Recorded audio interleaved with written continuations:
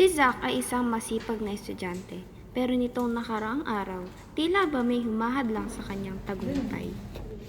Ano bang nangyayari? Nag-aaral naman ako kagabi. Bakit parang wala akong naalala? Ginawa ko naman ang lahat, pero bakit parang kulang pa rin? Ganito lang ba talaga ako? Nakakadismaya naman.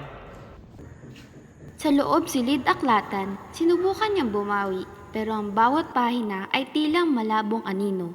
Nawawalan siya ng gana, nawawala ang focus, at ang mga konsepto ay tila mabilis na naglalaho sa kanyang alaala.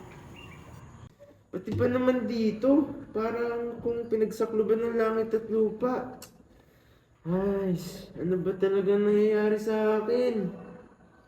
Diyan ba may ang utak ko? Ay, buhay.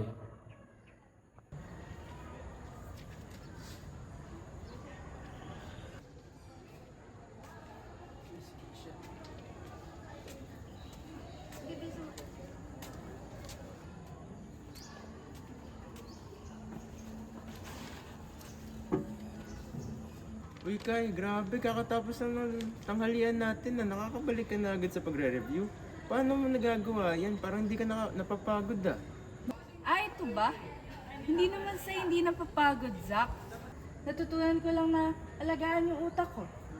Weh, paano? Tsaka ano yung hawak mo? Alam mo ba kung ano ang nasa loob nito? Ito ang Ginkgo Vitamins. Ginkgo, ano naman gagawin natin sa utak ko? Marami! Ang ginkgo ay may dalawang pangunahing sangkap.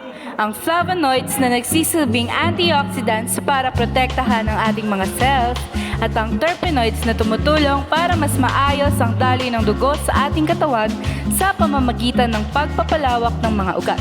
Dahil dito, mas nagiging maayos ang sirkulasyon ng dugo patungo sa utak na ayon sa ilang pag-aaral ay nakatutulong sa mental performance at well-being.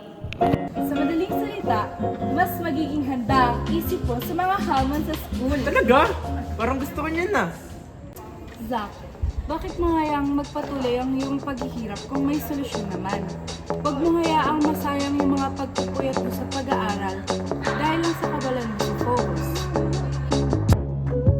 Ang Ginkgo Vitamins ay hindi lang basta gum. Ito ang iyong study buddy. Ligtas itong kainin para sa mga malulusog na gaya natin. Isipin mo ang saya na makita ang iyong mga grado na tumataas muli. Huwag mag-alinlangan. Subukan mo na ang Ginkgo Vitamins at maramdaman ang talas ng isip na matagal mo nang hinahanap. Lumipas ng ilang araw at sinubukan ni Zack ang payo ni Kai.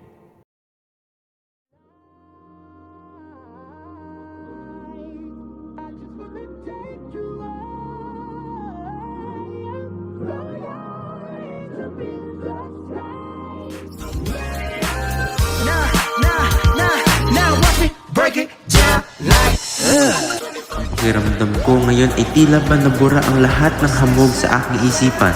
Pakiramdam ko ay refreshed ako.